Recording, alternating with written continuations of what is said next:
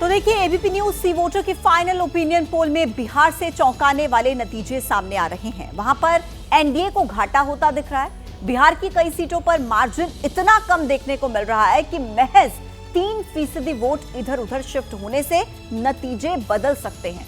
क्या कहते हैं बिहार के आंकड़े, देखिए इस रिपोर्ट में।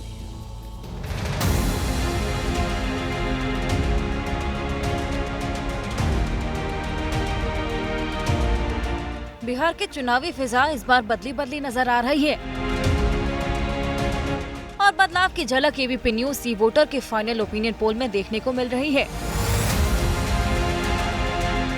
कई सीट ऐसी हैं जहां हार जीत का मार्जिन इतना कम है कि वो सीट अटकती हुई दिख रही है। 2019 के लोकसभा चुनाव में एनडीए को 40 में से 39 सीट मिली, वो भी 54% से ज्यादा वोट शेयर के साथ। तब यूपीए में आरजेडी, कांग्रेस समेत 6 दल थे, लेकिन सीट मिली सिर्फ 1 और करीब 33% वोट मिले। अब नजर डालते हैं एबीपी न्यूज सी वोटर के फाइनल ओपिनियन पोल के नतीजे पर। सर्वे के मुताबिक इस बार एनडीए को 51, एनडीए को 40, तो वहीं अन्य को 9% वोट मिलते हुए नजर आ रहे हैं। अब सीट को लेकर ओपिनियन पोल क्या कहता है, कितना बदलाव आ सकता है, वो भी देख लेते हैं। 40 में से 33 सीटें एनडीए गठबंधन को मिल सकती हैं और इंडिया गठबंधन को महज 7 सीटों से ही संतोष करना पड़ सकता है। अन्य के खाते में कुछ जाता फिलहाल नहीं दिख रहा। तो ये 40 सीटों की पूरी तस्वीर इस फाइनल ओपिनियन पोल में क्लियर हो गई है कि किस तरीके से जनता, अभी ताजा सर्वे है ये, 40 में से 33 सीटें एनडीए गठबंधन को, यानी फाइनल ओपिनियन पोल से जाहिर हो रहा है कि एनडीए को 6 सीट का घाटा हो सकता है, जबकि पिछली बार 1 सीट जीतने वाले महागठबंधन को 6 सीट का फायदा हो सकता है। काफ़ी घबराहट है और ये मान के बैठे हैं कि वो हार रहे हैं।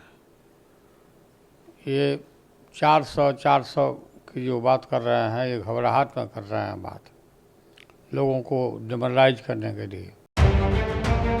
सियासी दावे अपनी जगह, लेकिन बिहार के लिए हुए एबीपी न्यूज सी वोटर के फाइनल ओपिनियन पोल में कई चौंकाने वाले फैक्ट मिले हैं।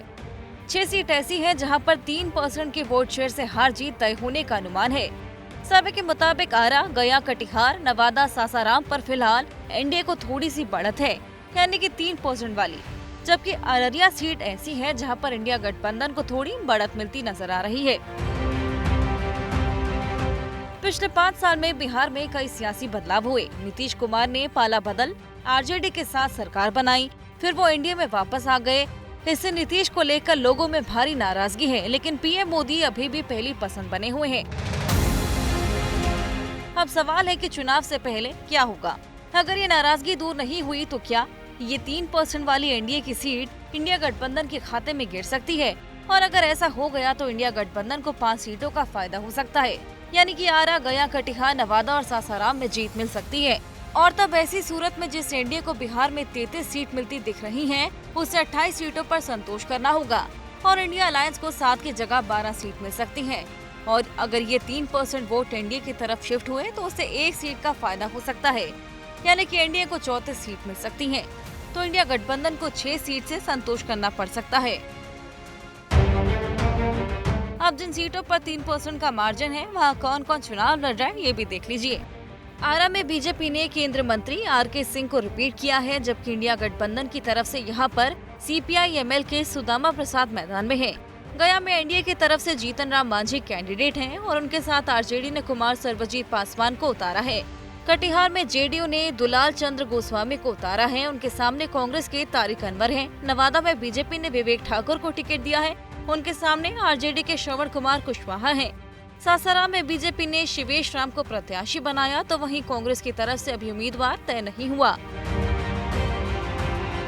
फाइनल ओपिनियन पोल में बिहार से जो तस्वीर सामने आ रही है, उससे साफ है कि अगर मोदी मैजिक काम कर जाता है तो इस बार भी एनडीए बढ़त बनाने में कामयाब रह सकता है। लेकिन अगर लोगों में नीतीश को लेकर नाराजगी कम नहीं हुई तो एनडीए को इसका खामियाजा उठाना पड़ सकता है।